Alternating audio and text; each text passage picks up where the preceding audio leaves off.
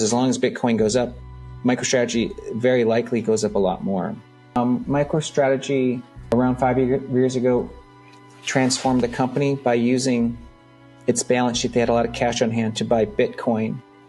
And so instead of the stock being valued on its actual software business, which had been languishing, it's valued as a holder of Bitcoin. But as Bitcoin has risen and MicroStrategy's stock has gone up, it's created an opportunity for them to issue convertible bonds and debt to acquire more Bitcoin. What's been novel is that they've issued these debt securities for almost no interest cost, essentially zero interest bonds. And so they're funding this without having to actually pay for the interest expense. Now, you might think that this is a little bit reckless, but it turns out it's a very novel strategy because they have created a lot of network value. They're one of the largest holders of Bitcoin now, and ultimately they may become the second largest holder of Bitcoin after the US government. They're doing this with the ability to borrow at very low cost. You might wonder, why are bondholders buying these bonds?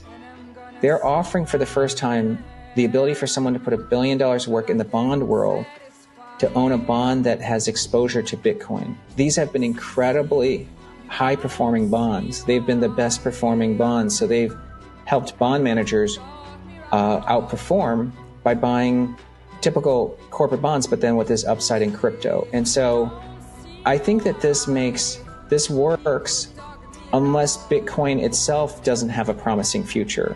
I think Michael Saylor has not only done something brilliant, but over time, when they do accumulate enough Bitcoin, they're actually going to be able to do quite a lot of novel things with it, whether it's lending Bitcoin or helping some financial system secure Bitcoin as sort of the anchor of that network. MicroStrategy is going to be one of the few companies that has a large holding of Bitcoin that you can actually tap. So it's a very, I kind of applaud the strategy. So I think that there is a lot of upside. As long as Bitcoin goes up, MicroStrategy very likely goes up a lot more.